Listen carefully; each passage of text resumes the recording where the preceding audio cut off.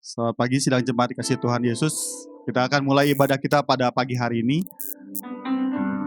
Saya undang kita bangkit berdiri, kita akan masuk di dalam doa.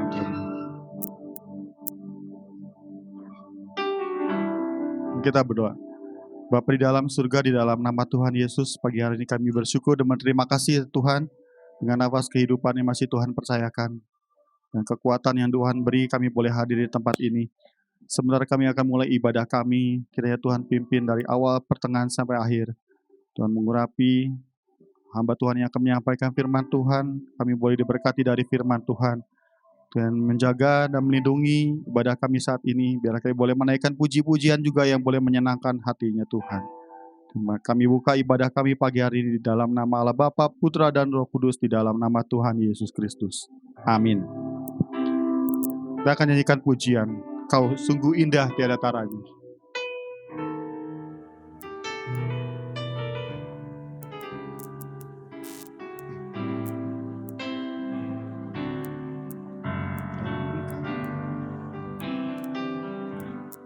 Kau sungguh indah tiada taranya, sungguh menakjubkan, sungguh ajaib untuk dimengerti, lebih dari semua yang ada. Hikmat-Mu tiada terselami, kasih-Mu dalam tak terduga,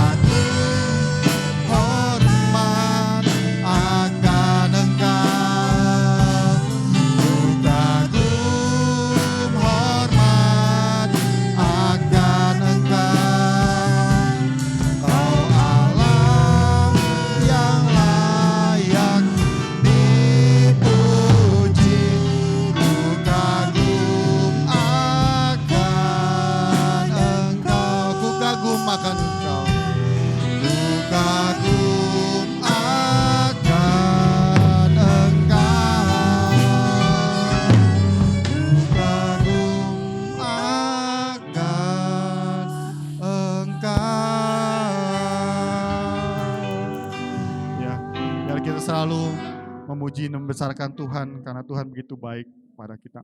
Begitu banyaknya yang Tuhan perbuat dalam kehidupan kita. Besarlah Tuhan dan layak dipuji.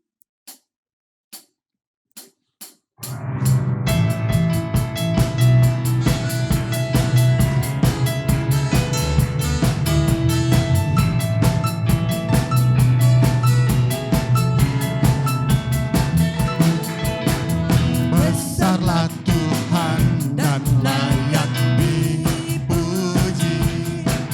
Besarlah namanya, kekalah kuasanya.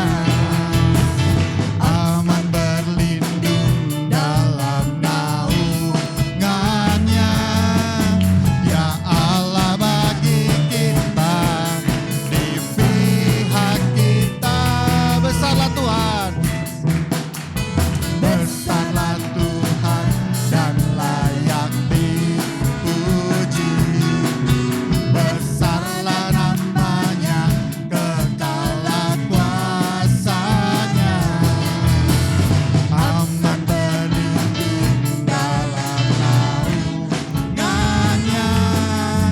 Ya Allah bagi kita, di pihak kita. Terpujilah Tuhan, terbukti kuasanya. Dia telah menunjukkan kasih-Nya pada kita. Sebab Tuhan telah bangkit menyayangi kita. Terpujilah Tuhan, terpuji namanya.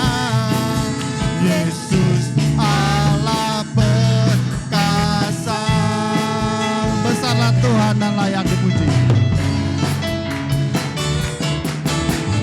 Besarlah Tuhan dan layak dipuji. Besarlah namanya, kekalah kuasanya. Aman berlindung dalam naungannya. Ya Allah bagi kita, di pihak kita. Terpujilah Tuhan, terbukti kuasanya. Dia telah menunjukkan kasih-Nya pada kita. Sebab Tuhan telah bangkit menyayangi kita. Terpujilah Tuhan, terpuji namanya. Yesus Allah perkasa. Terpujilah Tuhan. Terpujilah Tuhan, terpuji namanya. Yesus Allah perkasa.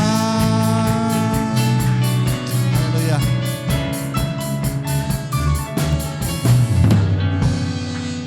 Ada satu kalimat di lagu ini mengatakan, Allah bangkit menyayangi kita.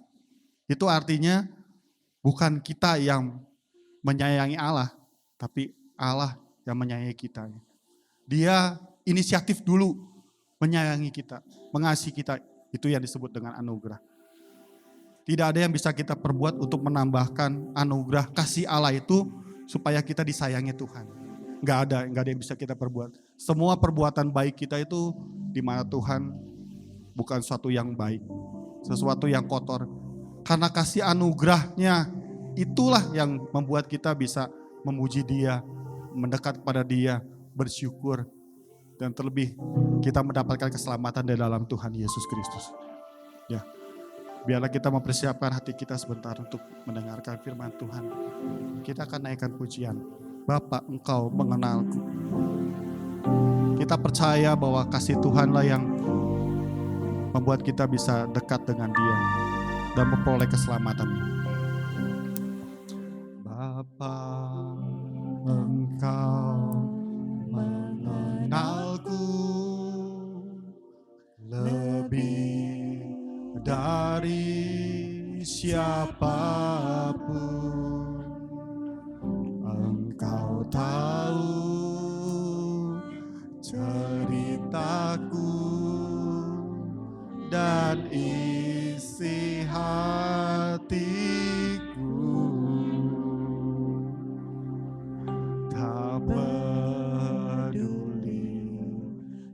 masa lalu Engkau tetap memilihku, ubahkanku, sempurnakan jadi karya yang indah. Kini aku percaya tiada yang mustahil bagimu. Kuasa-Mu kuatkanku,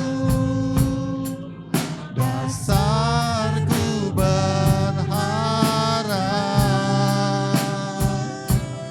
Kini aku berserah pada rancangan-Mu bagiku. Ku ikuti panggilan-Mu, ku kan setia sampai akhir hidupku. Bapa, Engkau mengenalku. Bapa, Engkau mengenalku lebih dari siapapun. Engkau tahu ceritaku dan isi hatiku.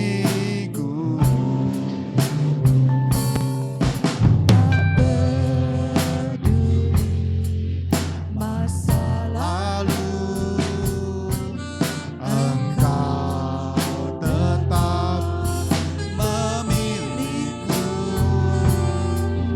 ubahkanku, sempurnakan jadi karya yang indah. Kini aku percaya tiada yang mustahil bagimu. Kuasa-Mu kuatkanku, dasarku berharap. Kini aku berserah pada rancangan-Mu bagiku. Ku ikuti panggilan-Mu, ku kan setia sampai akhir hidup. Kini aku percaya tiada yang mustahil bagimu. Kuasa-Mu kuatkanku, dasarku berharap. Kini aku berserah pada rancangan-Mu bagiku. Ku ikuti panggilan-Mu, ku kan setia sampai akhir hidupku.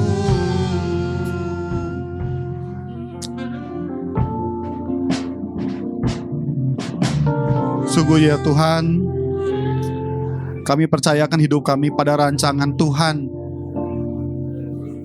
pada kehendak dan pimpinan Tuhan saja.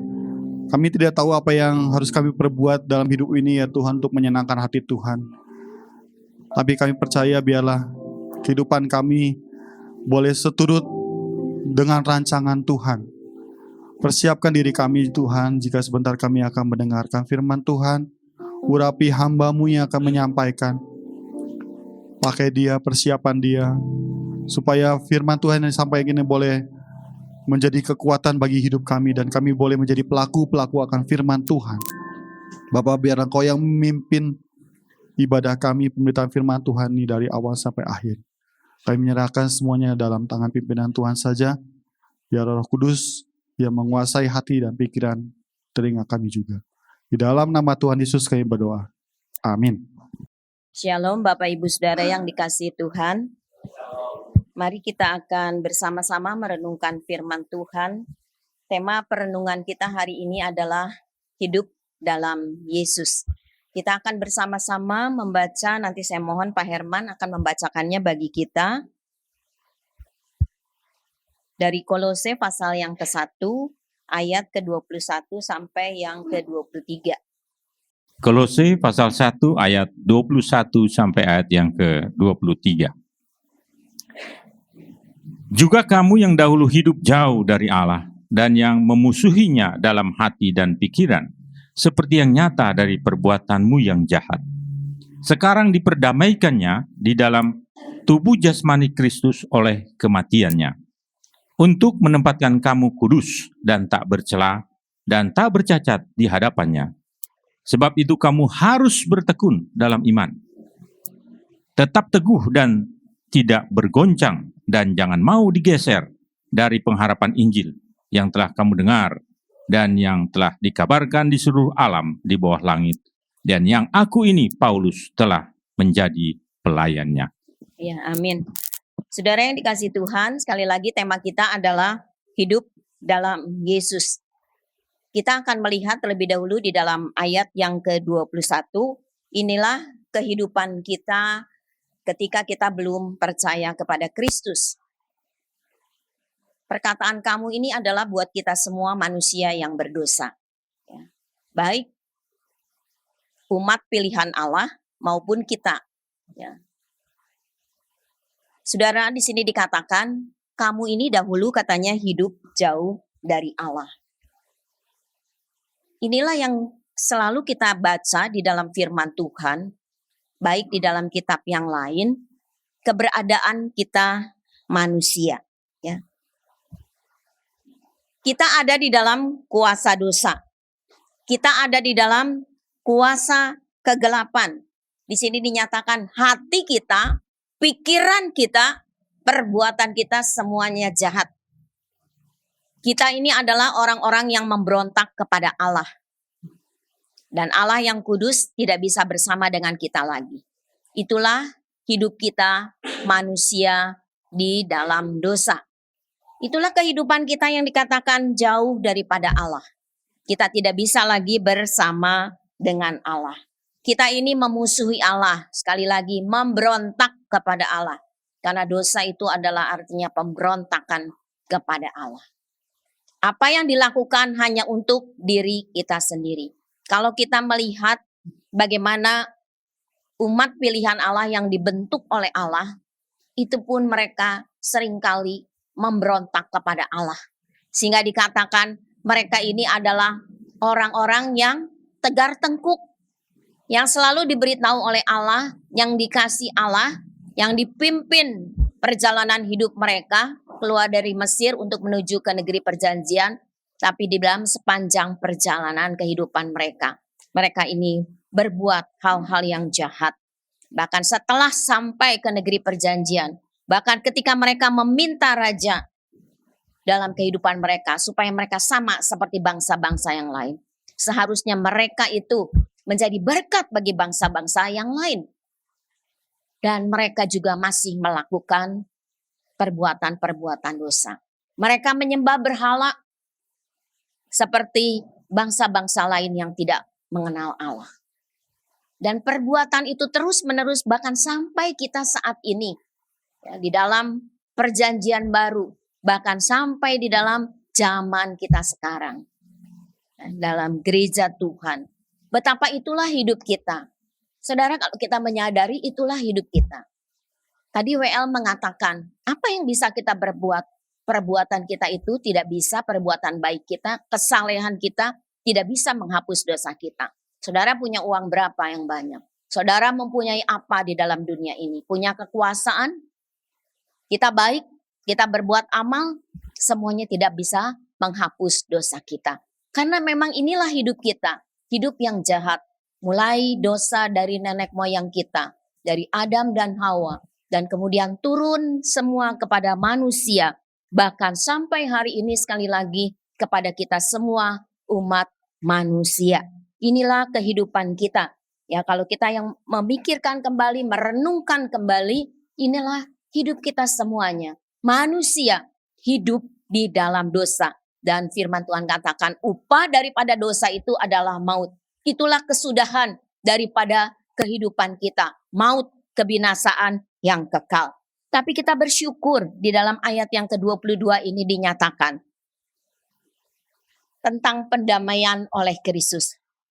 Ketika manusia yang berdosa itu, yang hidupnya jahat itu, yang tidak bisa berbuat apa-apa untuk menghapus dosanya, maka firman Tuhan ini dikatakan sekarang diperdamaikannya ya, di dalam tubuh jasmani Kristus oleh kematiannya. Yesus yang adalah Allah sendiri, putra Allah yang tunggal, datang ke dalam dunia ini dalam natur manusia. Nah, sehingga di sini dikatakan dalam jasmani Kristus, dan dia mencurahkan darahnya, dikatakan supaya menempatkan kita ini menjadi orang-orang yang kudus, yang tidak bercela lagi, yang tidak bercacat di hadapannya. Kalau dulu kita menjadi musuhnya Allah, kita tidak bisa bersama dengan Allah. Pada waktu saudara dan saya percaya kepada Kristus, saudara dan saya diperdamaikan dengan Allah. Oleh karena Kristus, bukan karena kita ya Bapak Ibu Saudara. Kita tidak bisa memperdamaikan diri kita sendiri, tapi semuanya diperdamaikan. Saya mohon Pak Herman membacakan ayat yang ke-20. Kolose pasal 1 ayat yang ke-20. Kolose pasal 1 ayat 20.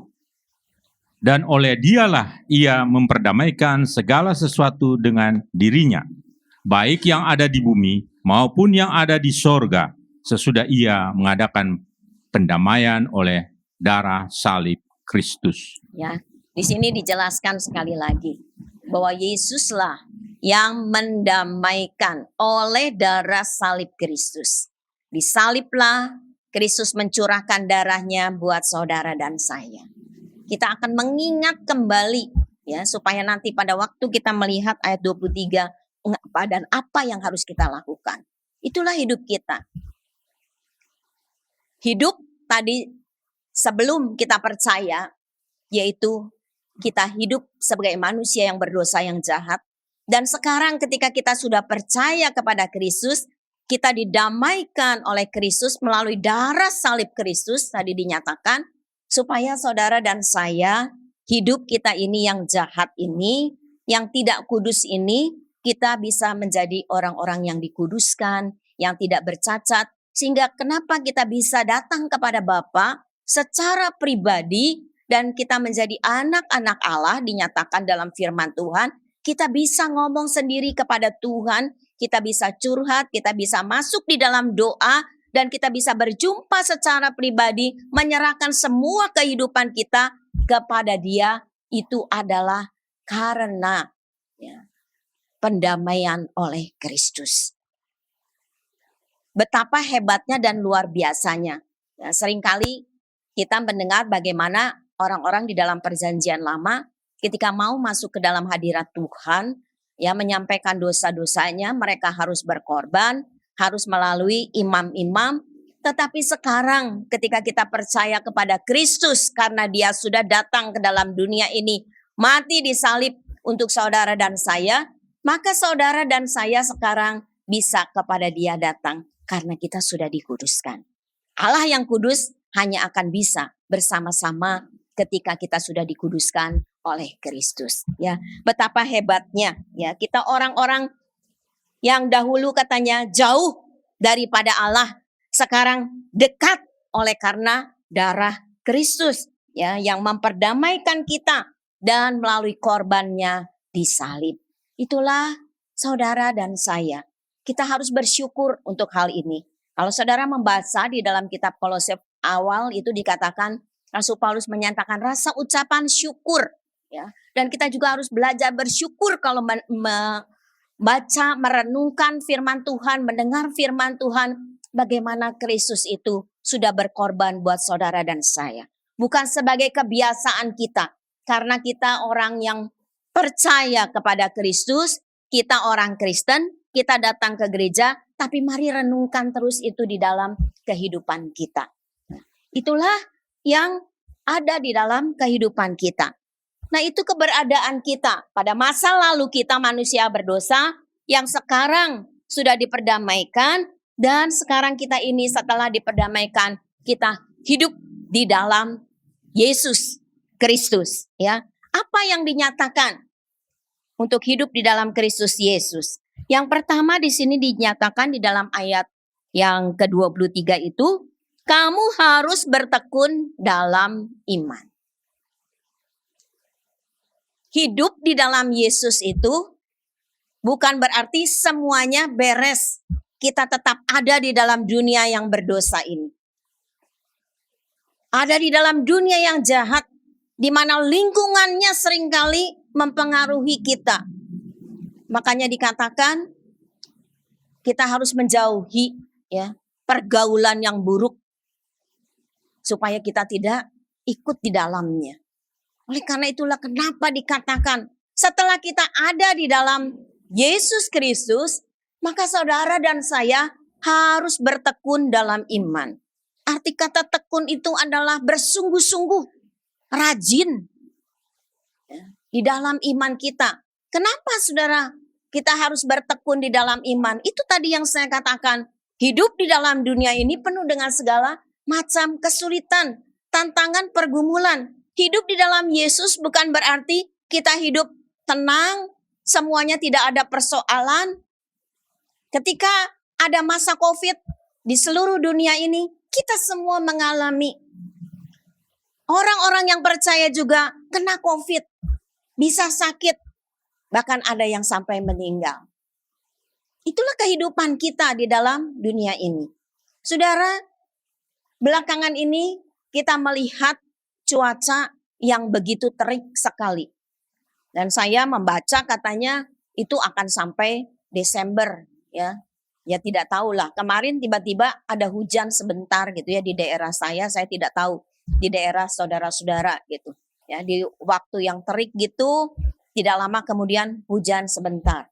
Dan itu banyak sekali yang sakit. Baik orang dewasa maupun anak-anak. Malam tiba-tiba anak saya, Putri bilang katanya. Siangnya dia bilang Keira itu tidak apa-apa. Tahu-tahu panasnya sampai 38,5. Kemudian sakit katanya menelannya. Padahal tidak makan makanan yang sudah tidak diperbolehkan lagi gitu ya. Makan makanan yang membuat batuk gitu anak-anak. Tidak dimakan lagi. Saudara, kita tidak tahu itulah hidup kita. Bisa tiba-tiba begitu saja. Kita sakit, kita mengalami kesulitan, kita mengalami tantangan, anak-anak muda ya di dalam perjalanan kehidupannya, mungkin di sekolah, di kuliah, di pekerjaan, macam-macam hal kita hadapi di dalam hidup ini. Oleh karena itulah firman Tuhan katakan, ketika kita ada di dalam Yesus, kita harus bertekun di dalam iman. Artinya kita harus bertumbuh di dalam iman kita. Kita tidak bisa berhenti pada satu titik ketika kita percaya kepada Kristus dan itu sudah selesai begitu saja. Tapi dalam perjalanan hidup kita secara rohani dalam pengiringan kita kepada Tuhan, kita harus terus bertumbuh di dalam Dia. Ya. Kita harus tetap percaya. Tadi pujian mengatakan kita ini dibentuk oleh Tuhan. Firman Tuhan menyatakan seperti katanya tukang tembikar itu yang membuat bejana itu supaya bejana itu indah, menjadi satu karya yang indah, tadi pujian katakan. Oleh karena itulah di akhir pujian dikatakan kita harus setia, katanya. Kita harus tetap percaya dan setia. Ketika ada badai hidup di dalam hidup kita, apakah kita marah kepada Tuhan, kita ngomel kepada Tuhan, atau kita tetap percaya kepada Dia? Percaya bahwa Tuhanlah yang akan menyertai dalam kehidupan kita. Kita bisa berdoa kepada Dia, kita meminta kepada Dia, dan kita serahkan kepada Tuhan. Dan kita mengandalkan Tuhan di dalam hidup kita. Iman itu berarti bukan saja kita percaya, ya, tetapi juga mengandalkan Dia di dalam kehidupan kita. Biarkan Tuhan yang mengendalikan seluruh keberadaan hidup kita. Itulah kita bertekun di dalam Tuhan. Kita percaya kepada Dia, kita setia kepada Dia, kita taat kepada Dia. Taat kepada firman Tuhan. Firman Tuhan itu tidak boleh satu kita lakukan, yang lain tidak kita lakukan. Semua kita lakukan sebagai tanda percaya kita, kesetiaan kita kepada Tuhan. Itulah ketaatan kita kepada Dia. Dan saudara, ketika kita melakukan itu di dalam kehidupan kita, Tuhan sungguh ingin saudara dan saya bertumbuh di dalam iman kita. Supaya kita kuat, ya, ketika kita ada di dalamnya. Yang kedua, di sini dinyatakan, kamu harus tetap teguh dan tidak bergoncang. Ya, kita membaca di dalam Kolose pasal yang kedua, ayat yang ke-7. Kolose pasal 2 ayat 7. Hendaklah kamu berakar di dalam Dia dan dibangun di atas Dia. Hendaklah kamu bertambah teguh dalam iman yang telah diajarkan kepadamu, dan hendaklah hatimu melimpah dengan syukur. Ya, amin. Saudara, kalau membaca dalam ayat 6, di situ dikatakan karena kita sudah menerima Yesus, maka kita harus hidup di dalam Yesus. Ya. Dan ini yang dikatakan, hidup di dalam Yesus itu kita harus berakar. Seperti tumbuhan, ketika tumbuhan itu punya akar yang kuat, mendalam, maka tumbuhan itu akan tegak berdiri. Ketika ada angin, ketika ada badai, maka pohon itu akan berdiri tegak. Begitu juga bangunan. Kalau kita berbicara mengenai bangunan, akar ini berbicara mengenai fondasi. Ya, kita harus kita berakar, kita punya fondasi di dalam Kristus. Dan kita dibangun di dalamnya. Dan kita teguh di dalam iman kita. Saudara, orang yang teguh itu tegak, ya, kokoh di dalam kehidupannya. Dan ketika itu ada di dalam hidup kita, dikatakan hendaklah kamu terus bertambah teguh di dalam iman kamu. Di dalam kepercayaan kita kepada Tuhan. Apakah iman itu, Bapak Ibu Saudara? Iman itu adalah dasar dari pengharapan kita. Sesuatu yang kita belum melihat kenyataannya, tapi sudah kita percaya. Ibrani 11 ayat 1 mengatakan itu definisi daripada iman. Yaitulah iman. Sesuatu yang sepertinya belum kita lihat, tapi kita sudah percaya bahwa itu akan terjadi dalam hidup kita. Pak Herman boleh bacakan Ibrani pasal 11 ayat yang ke-1. Ibrani pasal 11 ayat 1. Iman adalah dasar dari segala sesuatu yang kita harapkan dan bukti dari segala sesuatu yang tidak kita lihat. Ya, amin. Saudara, dikatakan iman itu adalah dasar dari segala sesuatu. Bukan satu hal, semua hal, segala sesuatu yang kita harapkan. Saudara dan saya datang pada saat ini, apa yang diharapkan? Kalau kita sakit, kita ingin kesembuhan. Kalau kita kekurangan, kita ingin Tuhan memberkati kita. Kalau kita di dalam sekolah, kita ingin sukses di dalam sekolah kita, dalam pendidikan kita. Dalam pekerjaan kita ingin sukses dalam usaha kita. Ya, itulah pengharapan kita. Tapi buktinya belum kita lihat. Tapi kita sudah percaya. Itulah iman. Kalau kita sakit, kita tetap mempercayakan kepada Tuhan. Semuanya kita katakan kepada dia. Dan ketika itu timbul di dalam hati kita, punya satu dasar pengharapan kita kepada Tuhan, dan percaya meskipun kita belum melihat buktinya dari apa yang kita sudah sampaikan kepada Tuhan, keluhan kita kepada Tuhan. Ya. Tapi kita tetap teguh di dalam iman itu, karena kita percaya kepada dia. Kita tetap kokoh di dalam iman itu. Dan ketika kita teguh di dalam iman kita ini, maka saudara dan saya akan menjadi orang-orang yang tidak khawatir dan takut di dalam kehidupan ini.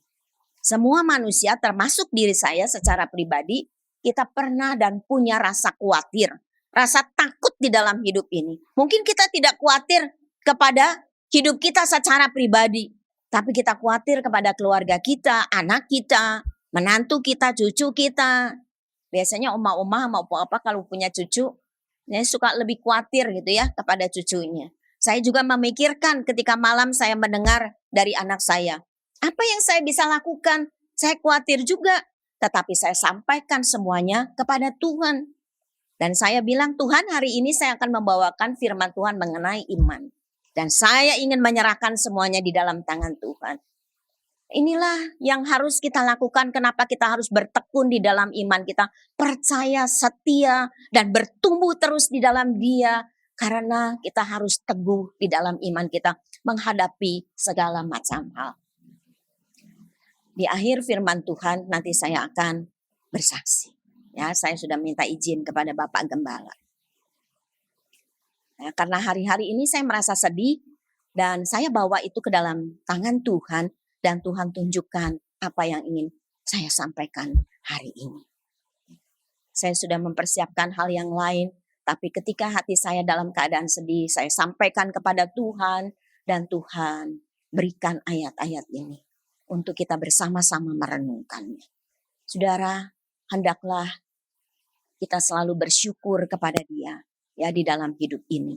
Entah ketika kita sakit, ketika kita sehat, ketika kita susah atau senang, apapun yang ada di dalam hidup kita, ya kita bersyukur kepada Dia. Yang ketiga, jangan mau digeser dari pengharapan akan Injil. Kita akan membaca, silakan Pak Herman, Roma pasal yang ke-1 ayat yang ke-16. Roma pasal 1 ayat 16. Sebab aku mempunyai keyakinan yang kokoh dalam Injil. Karena Injil adalah kekuatan Allah yang menyelamatkan setiap orang yang percaya. Pertama-tama orang Yahudi, tetapi juga orang Yunani. Kolose pasal 1 ayat yang ke-5. Kolose pasal 1 ayat 5. Oleh karena pengharapan yang disediakan bagi kamu di sorga, tentang pengharapan itu telah lebih dahulu kamu dapat dalam firman kebenaran, yaitu Injil. Ya, amin. Saudara, yang ketiga dikatakan orang yang hidup dalam Kristus, tadi bertekun di dalam iman, tetap teguh dan tidak bergoncang, meskipun menghadapi badai kehidupan ini tetap teguh di dalam imannya. Dan yang ketiga dikatakan jangan mau digeser dari pengharapan akan Injil. Apakah Injil itu? Kita suka mengatakan bahwa Injil itu adalah kabar baik, berita yang baik, kabar kesukaan. Ketika malaikat memberitahu kepada para gembala di padang Efrata, maka dinyatakan hari ini telah lahir bagimu juru selamat, ya. Ya, berita kesukaan itu disampaikan. Itulah Injil itu yang disampaikan, ya. Berita kesukaan dan yang kita sudah dengar. Kabar baik itu, berita baik itu, berita sukacita. Tentang siapa, saudara? Bukan hal yang lain. Tentang Yesus Kristus kepada seluruh bangsa ini. Kepada seluruh orang, kepada segala makhluk di dalam dunia ini. Ya, semua manusia di dalam dunia ini. Itulah berita Injil. Kalau sampai hari ini, Injil itu belum sampai kepada semua orang di seluruh dunia ini, itulah tugas kita semuanya. Kalau kita tidak bisa menjangkau, kita bisa berdoa untuk orang-orang yang memberitakan Injil. Dan inilah yang Rasul Paulus katakan, ya, apa yang dia nyatakan bahwa itu dia lakukan di dalam kehidupannya. Dan kepada jemaat di Roma dia katakan, sebab aku mempunyai keyakinan yang kokoh akan Injil. Satu keyakinan yang teguh daripada Rasul Paulus ya tentang Injil itu. Bahwa Injil itu adalah satu kekuatan daripada Allah. Berita tentang Yesus itu ya adalah satu kekuatan dari Allah yang menyelamatkan setiap orang yang percaya. Ada satu kekuatan yang Allah nyatakan dan diberikan kepada kita ketika kita percaya kepada Dia. Menyelamatkan dikatakan pertama-tama orang Yahudi, tetapi juga orang Yunani. Bahkan sampai kepada segala bangsa. Kita secara keturunan bukan orang Yahudi. Tetapi Injil itu diberitakan. Dan Rasul Paulus memang dipanggil oleh Tuhan. Ya, lebih kepada pemberitaan kepada orang-orang bukan Yahudi. Injil itu adalah satu kekuatan Allah. Ya, berita tentang Yesus. Nama Yesus itu adalah satu kekuatan Allah. Kalau kita melihat bagaimana perjalanan Tuhan Yesus ketika dia mengadakan mujizat demi mujizat, itu di dalam satu kuasa. Nama Yesus, di dalam nama Tuhan Yesus itu kalau saudara berdoa, kenapa kita berdoa di dalam nama Tuhan Yesus? Karena di dalamnya ada satu kekuatan. Berita tentang Yesus itu ada satu kekuatan Allah yang menyelamatkan saudara dan saya. Kita semua ini orang yang percaya. Di dalam Kolose dijelaskan lagi. Pengharapan itu yang disediakan bagi kamu di sorga. Saudara, firman Tuhan katakan siapa yang percaya, dia diampuni dosanya, dia diselamatkan, dan pada satu waktu akan menerima kemuliaan di dalam sorga. Itulah janji, pengharapan kita. Kita belum tahu, kita belum melihat, tapi kita sudah percaya. Ya, seperti tadi definisi daripada iman itu. Itulah di akhir hidup kita. Itu yang akan kita terima. Itu yang akan kita dapatkan di akhir perjalanan kehidupan kita di dalam dunia ini. Ketika kita sudah meninggalkan dunia ini, keselamatan, kemuliaan yang firman Tuhan katakan itu menjadi bagian kita. Dan pengharapan itu katanya jangan mau digeser oleh apapun yang ada di dalam dunia ini. Saudara, dunia sekarang lebih canggih daripada yang dulu. Anak-anak muda ya bisa lebih tahu segala hal dari berita-berita di medsos. Dulu yang kita nggak mengerti, nggak tahu, semuanya sekarang dibukakan. Tetapi banyak hal-hal negatif di dalamnya juga. Meskipun banyak hal yang ada, hal yang positif, tetapi juga banyak hal-hal negatif. Oleh karena itulah jangan kita mau digeser. Ya. Oleh pengharapan kita akan Injil. Yaitu pengharapan kita adalah kemuliaan yang akan Tuhan berikan di akhir perjalanan kehidupan kita. Dan firman Tuhan katakan pengharapan di dalam Kristus itu tidak akan mengecewakan. Tidak akan sia-sia. Janjinya itu akan selalu digenapi di dalam kehidupan kita. Ketika saudara ada di dalam dunia ini, bahkan kelak ketika kita berjumpa dengan Sang Pencipta kita. Ya, semua janji Tuhan itu tidak ada yang tidak digenapi. Semua digenapi. Saudara, janji keselamatan itu di dalam Kejadian 3 ayat 15 dinyatakan saudara ketika Yesus datang ke dalam dunia ini. Kita melihat contoh Rasul Paulus, ya sedikit saja dari kehidupan Paulus ketika dia berjumpa dengan Yesus. Sebelum ya dia berjumpa secara pribadi dengan Yesus, dia orang yang pintar, tetapi dia ini penganiaya jemaat Tuhan. Ketika Stefanus waktu itu dirajam mati, syahid, maka dia salah satu ada di antaranya. Ya, dia menangkap orang-orang yang percaya kepada Kristus. Dan di dalam perjalanannya, Rasul Paulus ke Damsik pada waktu itu, dia itu membawa tugas untuk menangkap orang lebih banyak lagi, memenjarakannya. Membuat orang-orang percaya itu menderita. Tetapi di tengah perjalanan itulah dia berjumpa dengan Kristus. Dan itu mengubah kehidupannya. Ya. Setelah dia percaya kepada Kristus, Dia menjadi hamba Tuhan. Dia menjadi rasul yang memberitakan Injil. Sehingga dikatakan kalau saudara membaca Kolose 1 ayat 23 bagian akhir dikatakan, Injil itu yang telah dikabarkan di seluruh alam ini. Yang aku ini Paulus telah menjadi pelayannya. Sehingga Rasul Paulus mengatakan, ya, bagiku hidup itu adalah satu kesempatan untuk berbuah. Mati itu katanya adalah satu keuntungan bagi dia. Luar biasa. Karena dia sudah mengalami ketika dia berjumpa dengan Yesus, mengubahkan ada perubahan di dalam kehidupannya. Saudara, biarlah perjumpaan kita kepada Yesus, ya, entah berapa tahun yang lalu, berapa puluh tahun yang lalu, itu sungguh mengubah hidup kita. Mengubah cara pandang kita.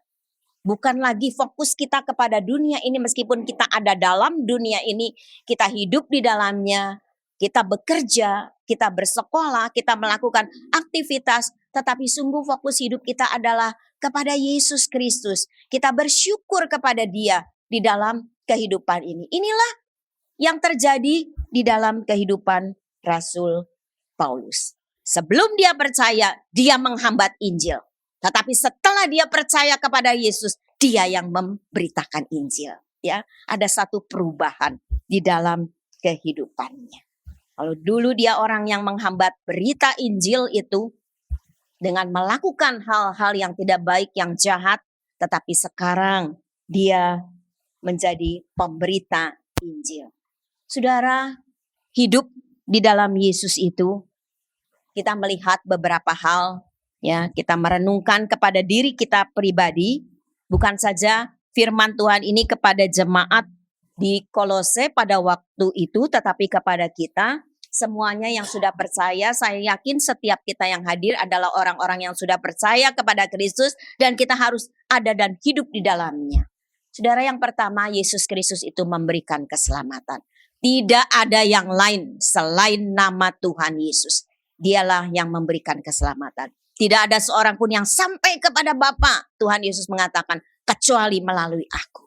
Itulah yang harus kita ingat. Ya, di banyak hal kita mendengar berita-berita, tapi inilah yang kita pegang. Yesus Kristus itu memberikan keselamatan, mendamaikan manusia, mendamaikan saudara dan saya dengan Allah. Kita sekarang bukan lagi musuhnya Allah. Kita sahabatnya Allah, kita anak-anak Allah. Dan kita dipakai oleh Allah menjadi hamba-hambanya, ya, melayani pekerjaan Tuhan. Itulah yang sudah dilakukan, ya, oleh Yesus Kristus, sehingga kita manusia yang berdosa ini, ya, kita ini diselamatkan, kita ini dikuduskan oleh karena darah Kristus. Yang kedua, saudara, iman kita kepada Kristus sekali lagi harus bertumbuh.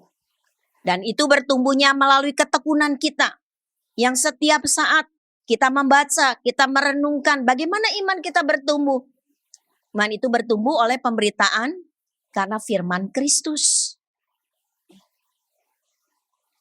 Kita tidak boleh merasa bosan membaca, merenungkan firman Tuhan. Kalau kita merasa bosan, matilah kerohanian kita, saudara. Tetapi pada waktu kita membaca, merenungkan firman Tuhan itu selalu baru di dalam kehidupan kita. Iman kita kepada Yesus harus terus bertumbuh melalui ketekunan kita, kerajinan kita membaca, merenungkan firman Tuhan, melakukannya dalam hidup kita. Kita harus tetap kokoh, tetap teguh, satu bangunan yang mempunyai dasar. Ya, itulah yang harus terjadi di dalam kehidupan kita. Kita tetap teguh di dalamnya, dan kita memiliki, ya, satu pengharapan akan Injil, satu pengharapan akan kemuliaan yang sekarang kita tidak lihat, tapi itu akan kita peroleh. Yang ketiga, hidup di dalam Yesus itu akan menghilangkan ketakutan dan kekhawatiran. Ketakutan mungkin akan kita alami, ya, melalui apa yang terjadi di dalam hidup ini, badai di dalam hidup ini. Tetapi ingatlah, pada waktu hidup kita di dalam Yesus dan kita bertumbuh di dalam iman kita, percaya kita kepada Dia, maka segala ketakutan, kekhawatiran terhadap kesulitan hidup ini tidak akan ada lagi di dalam hidup kita. Karena semua sudah digantikan dengan sukacita dan ucapan syukur kita kepada Tuhan. Dan kita percaya Dia yang menyertai hidup kita. Dia akan selalu bersama dengan kita. Dan Dia yang akan membukakan jalan, memulihkan kehidupan kita yang sakit. Membukakan jalan bagi segala masalah, persoalan kehidupan kita. Karena bagi Allah tidak ada yang mustahil. Kesimpulan kita pada bagian akhir firman Tuhan. Yang pertama, hidup di luar Yesus adalah hidup sebagai manusia berdosa. Itulah hidup saudara dan saya pada masa lalu sebelum kita menjadi ciptaan yang baru. Kedua, hidup dalam Yesus adalah hidup berdasarkan iman. Ya, jadi kita ini bisa hidup di dalam Yesus kalau kita percaya kepada Dia dan menerima keselamatan itu di dalam kehidupan kita. Yang ketiga, hidup di dalam Yesus itu harus bertumbuh, tadi saya katakan. Bertumbuh di dalam ketekunan kita. Kita menghampiri Dia, kita suka akan Dia, kita datang di dalam doa kita, di dalam perenungan kita, di dalam saat teduh kita secara pribadi dengan Tuhan.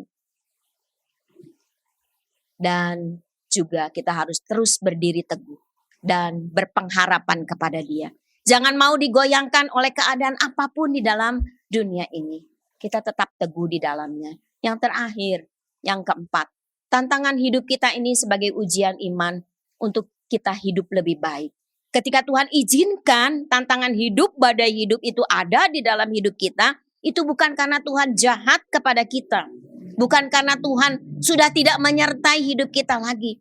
Tapi itu adalah ujian iman kita. Karena pada waktu kita mengalami ujian iman dan semuanya dapat diselesaikan, maka kita akan bertumbuh. Ya, kita akan naik lagi, ya. Makanya suka ada yang dikatakan naik level katanya, ya, saudara-saudara, anak-anak kita semua yang dulu pernah sekolah, selalu ada ulangan, ada ujian, dan ketika kita selesai ulangan, ujian di akhir kelas kita, maka kita akan naik kelas ketika kita menyelesaikan semuanya dengan baik supaya hidup ini lebih baik lagi dan supaya kita berkenan di hadapan Tuhan, ya, menyenangkan hatinya Tuhan. Mari saudara pakai hidup kita di dalam Yesus yang sudah diperdamaikan sebagai manusia yang berdosa menjadi anak-anaknya dan kita dipakai oleh Tuhan menyenangkan hatinya Tuhan. Amin, Tuhan memberkati.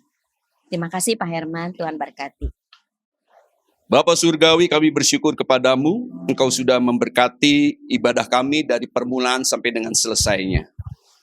Semua yang sudah ambil bagian, anak-anak-Mu ya Tuhan, pelayan-pelayan-Mu ya Tuhan, pakai kami semakin indah melayani Tuhan di dalam waktu dan kesempatan yang Tuhan berikan kepada kami semua. Terima kasih Tuhan, berkati semua para pelayan-Mu ya Tuhan, semakin indah melayani Tuhan. Dan kami juga, kehidupan anak-anak-Mu diberkati oleh Tuhan. Kami berdoa untuk Bapak Ibu sekalian, rumah tangga demi rumah tangga yang bekerja, yang berusaha, yang berdagang, Tuhan limpahkan berkat-Mu di dalam kehidupan kami. Demikian pula bagi anak cucu kami yang sekolah, yang sudah meniti karir, Tuhan, apapun yang mereka kerjakan, Tuhan tolong, sehingga semuanya boleh berhasil dan dapat memuliakan nama Tuhan. Kami juga teringat, bagi keluarga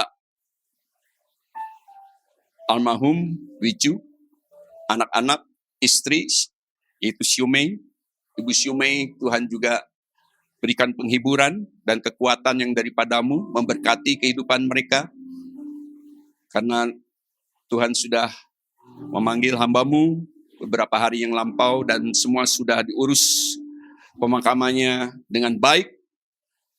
Ya Tuhan, terima kasih Tuhan. Kami juga berdoa untuk jemaat-Mu yang mungkin ada terganggu kesehatan. Cucu kami, Keira, Tuhan tolong jamah berikan kesembuhan dan pemulihan. Semua yang sudah lansia, jemaat-Mu ya Tuhan, yang ada di rumah, Tuhan juga menjamah memberikan kesembuhan dan pemulihan dan kekuatan selalu yang daripada-Mu. Terima kasih Bapa, terima kasih ya Roh Kudus. Sekalipun kami ada di dalam kekurangan secara finansial, Engkau Maha Tahu. Engkaulah Yehovah Jireh yang kami sembah, kami puja. Engkau dapat mengadakan yang tidak ada menjadi ada. Dan kami sudah alami itu semua. Kalau kami mau berseru, setia melayani Tuhan. Tuhan mengasihi kami semua. Terima kasih karena Engkau sungguh baik buat kehidupan kami. Terpuji namamu ya Bapa. Kami juga teringat bagi Ibu Lydia Surya yang terganggu kesehatannya. Tuhan juga yang menjamah memberikan kesembuhan dan pemulihan. Sehingga pada minggu mendatang hamba-Mu dapat kembali beribadah bersama-sama. Terpuji namamu ya Bapa. Kami sebentar setelah selesai akan pulang. Engkau akan menyertai di dalam perjalanan. Tibakan semua satu persatu pada tujuan kami dengan selamat, dengan tidak kurang suatu apapun.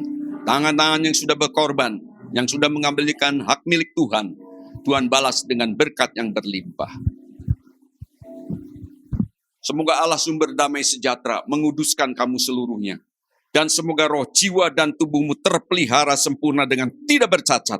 Untuk menantikan hari Tuhan, dan terimalah berkat daripada Allah Bapa, cinta kasih daripada Tuhan Yesus yang tak berkesudahan, beserta persekutuan yang manis dari Allah Roh Kudus, akan menyertai kita semua mulai saat hari ini bahkan sampai selama-lamanya. Bagi yang percaya katakan bersama, amin. Mari kita nyanyikan pujian, nyanyikan nyanyian baru bagi Tuhan.